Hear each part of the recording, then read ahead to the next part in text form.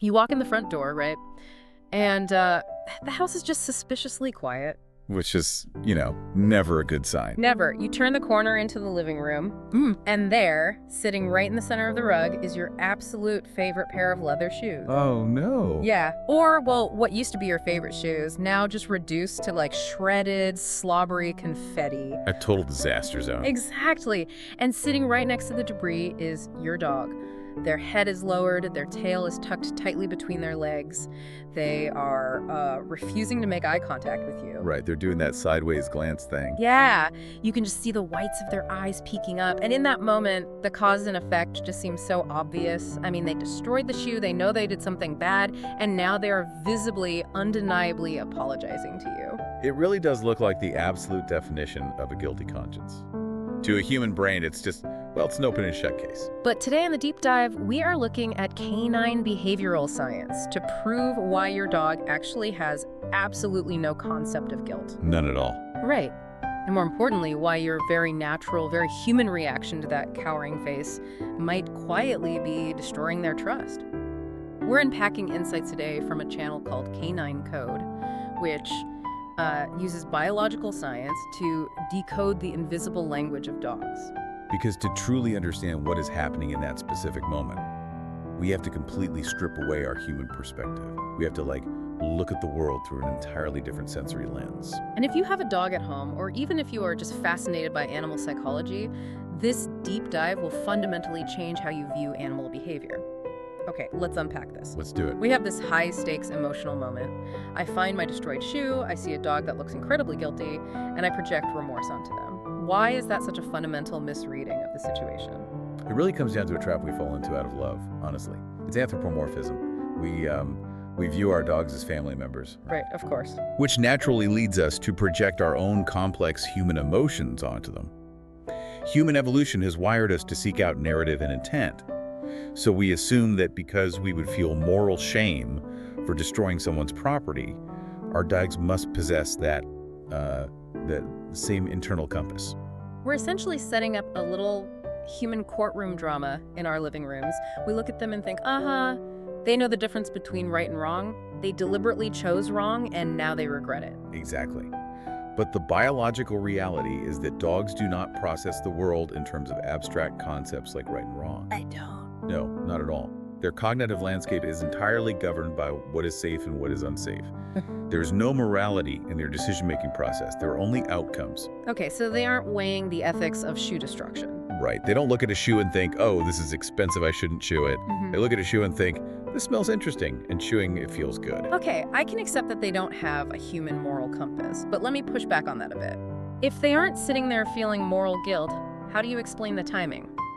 Because it's impeccable. The second I step through the door, before I've even fully processed the shredded shoe, they already have that cowering look. Yeah, they're already reacting. Exactly. If it's not guilt, how do they know I'm upset before I've even said a single word?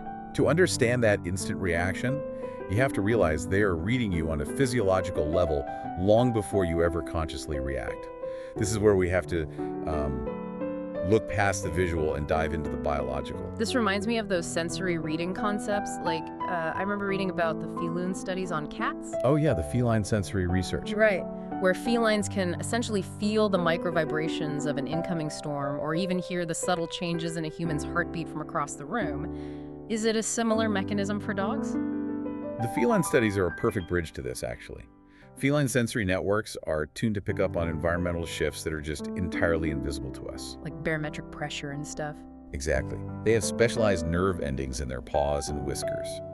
Now, dogs operate on a similar level of invisible sensory overload, but their primary superpower is olfactory. Their sense of smell. Right, they don't just smell the world, they essentially read the chemical makeup of the air. So when I walk into the room and see the chewed shoe, what exactly is the dog smelling? I mean, I'm just standing there looking at the mess. Well, the second your eyes register that destroyed shoe, an involuntary biological cascade happens inside your body. Even if I don't say anything? Even if you are totally silent. Yeah. Your amygdala, which is the fear and threat center of your brain, fires. Your heart rate spikes. Your breathing pattern instantly changes, becoming shallower and faster. And crucially, your body releases a massive sudden spike of cortisol, the primary stress hormone. So instead of me just being like annoyed, I'm actually pumping out stress chemicals. Yeah. And the dog's nose is picking that up. Much faster than we can even comprehend. I mean, a dog's olfactory system has roughly 300 million scent receptors. 300 million. Compared to ours, which is what? About 6 million for humans. That's insane. It is. And the part of their brain dedicated to analyzing smells is proportionally 40 times larger than ours. So when you spike cortisol, it literally changes the chemical composition of your sweat and your breath in milliseconds. So they can actually smell the stress. To a dog, cortisol has a distinct sharp odor. You haven't yelled, you haven't pointed at the shoe, but biologically you are practically screaming hostility into the room. Here's where it gets really interesting.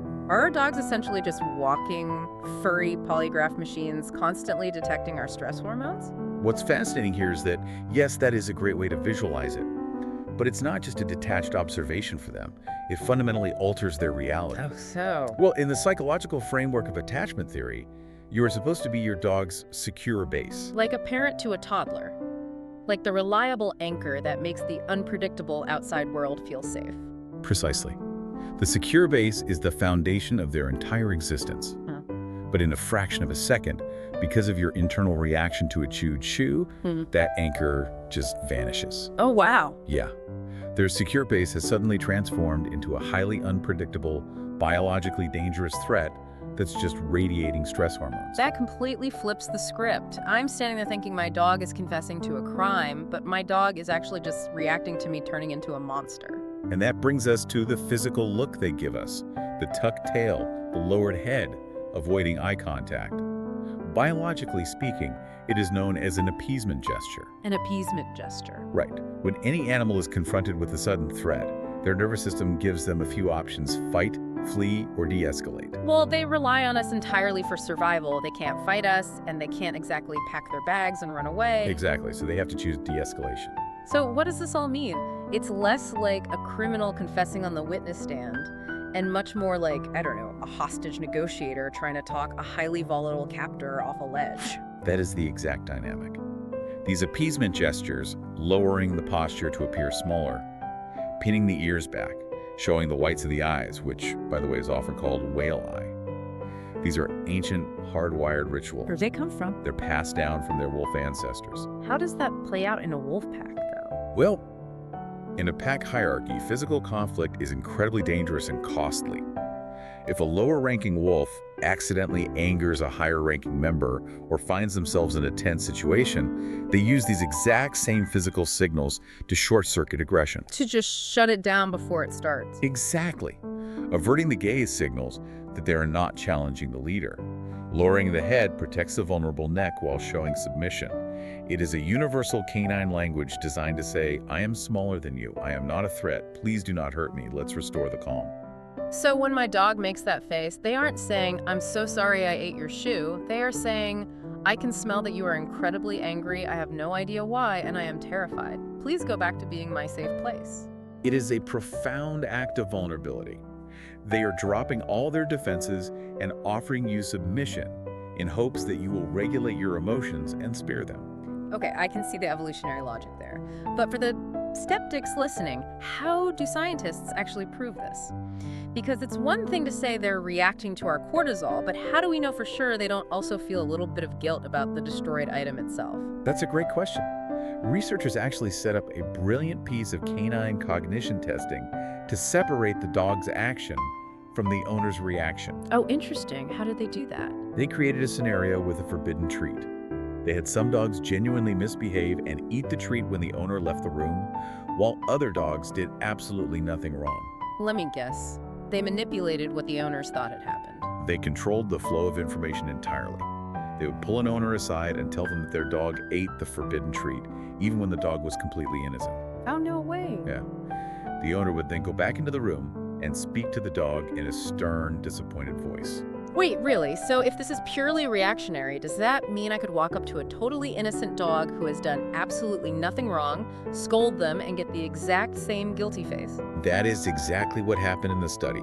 The classic guilty look appeared every single time the owner acted upset, completely regardless of whether the dog had actually committed an offense. That is mind-blowing. It really is. Yeah. The look was triggered entirely by the owner's behavior in the immediate moment.